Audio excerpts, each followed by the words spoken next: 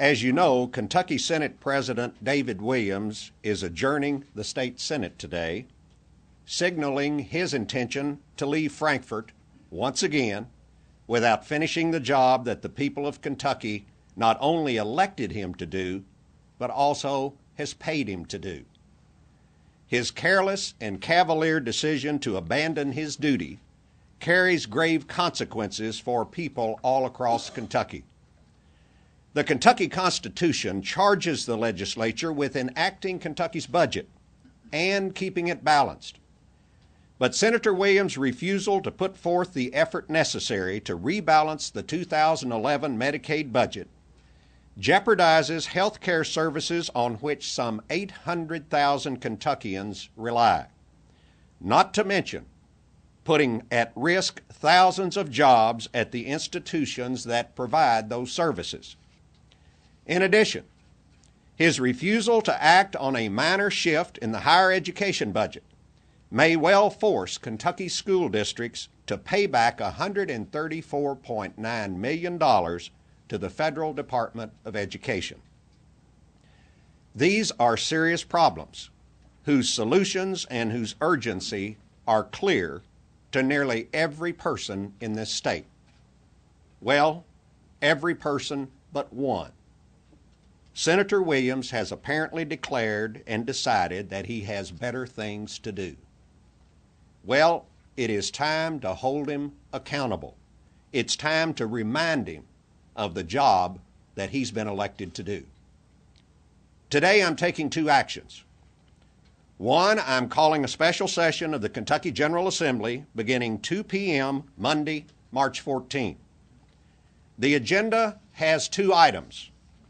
The first is reopening the budget to balance Medicaid and to fulfill maintenance of effort requirements under the 2010 Education, Jobs, and Medicaid Assistance Act, which will require a minor shift of higher education funds. The second agenda item is enacting legislation to increase the dropout age at our schools.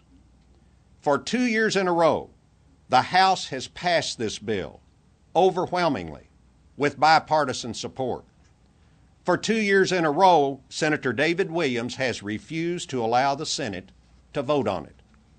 It is time for Senator Williams to put our children first and help create the workforce that Kentucky needs to succeed by giving this bill the hearing and the vote that it deserves.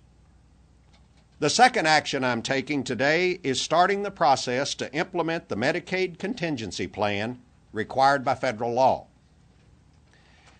Given prohibitions against reducing eligibility, and given that the fiscal year is nearly 3/4 over, the only alternative to a budget balancing plan is to reduce provider rates significantly. Therefore, public notices are being drafted as we speak to notify Medicaid health care providers that reimbursement rates will be cut beginning April 1, 2011, in amounts necessary to cover the shortfall in the Medicaid budget in fiscal year 2011. We are calculating the amount of the necessary cuts by service provider type, and the notices will be issued by the end of this week. The significant damage that will be done to our families and our providers if this contingency plan has to be carried out will lie directly at the feet of Senator David Williams.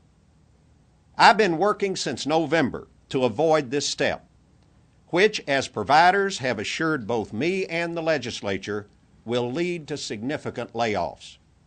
In fact, it was in November that I unveiled my common sense approach to this shortfall.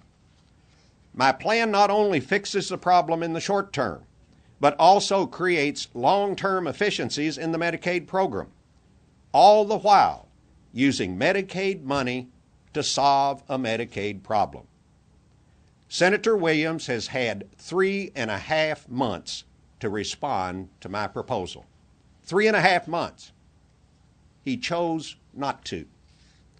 Instead, he waited until the 11th hour at the end of this session to patch together his version of a solution that balances the Medicaid budget on the backs of our school children, our college students, our state troopers, our veterans, our social workers, our prosecutors, and many, many others. The House passed my proposal overwhelmingly in a bipartisan vote and rejected Senator Williams' plan as draconian, unconscionable, and unnecessary. In fact, 114 of the 138 members of the Kentucky General Assembly, both Democrats and Republicans, stand against him. But rather than listen to 114 voices of reason, Senator Williams has packed his suitcase and is going home. He's holding the future of Kentucky's families hostage to his political games and his aspirations. He's playing the political version of my way or the highway.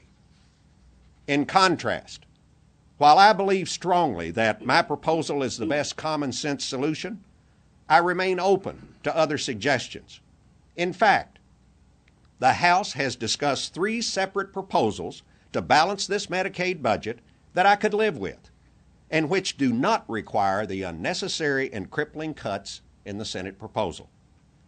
My friends, these issues are too critical to play politics with.